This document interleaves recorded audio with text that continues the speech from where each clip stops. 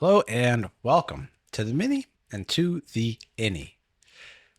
What I wanted to go into real quickly and real briefly might ruffle some feathers, and it also might make you realize that you see these people a lot more than you thought.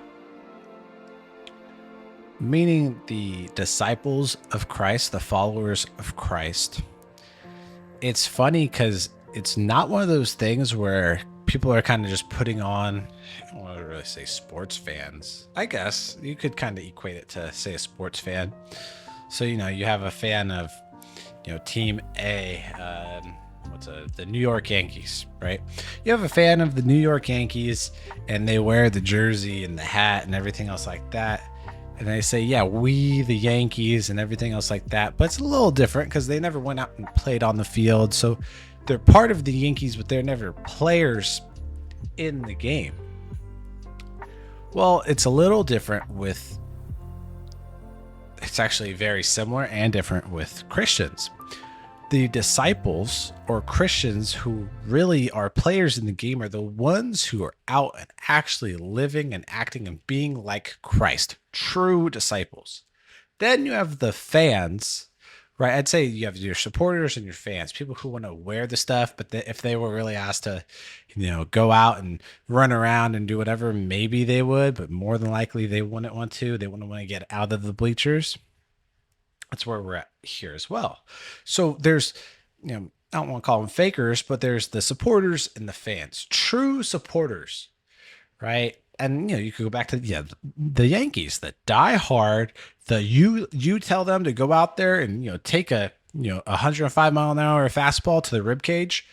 A diehard supporter, not just simply a fan, diehard supporter would go out there, get a rib cracked, trot out to first base gladly, in pain, guaranteed, but gladly because they support their team. They are part of that whole thing. A fan would be like, "Oh no, I'm good. That's not for me. I'm out here. I'm on the sidelines. I'll tell you you're not good, or I'll tell you get hit by the ball, but I don't want to. I don't want to be that person." Same thing with Christians. The true supporters, the true disciples will go out and they'll get hit by the 105-mile-an-hour fastball of life or of judgment or whatever else it is to try to do the work of Christ.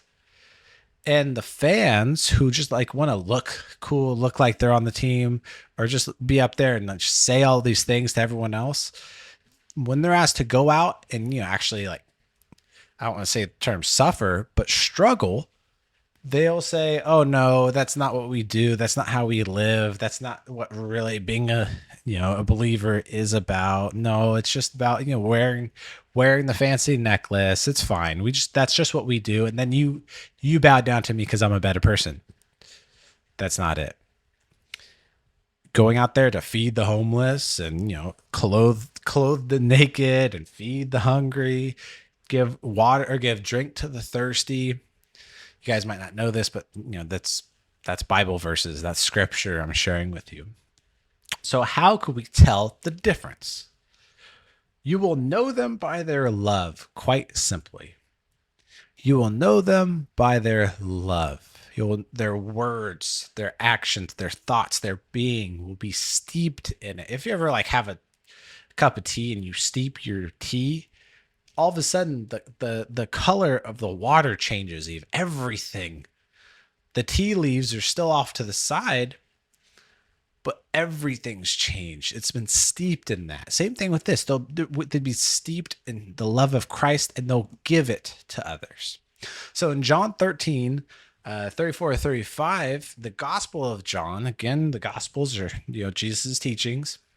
Jesus says, "A new command I give you." In other translations, it says a new commandment or a greater commandment I give you. Love one another as I have loved you.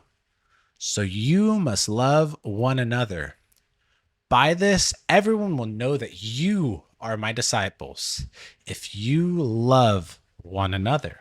So with that, and with all of our imagery of taking that 105-mile-an-hour pitch or staying in the stands, I want you to realize that if you are out there and you are truly encountering, disciples of Christ, actual Christians, actual disciples, not just people who will read a fun book, put on a fun necklace, and not let it change who they are, but actual disciples, actual real life disciples, that same lineage. You will really know them. You'll know them by the way they act, talk, walk.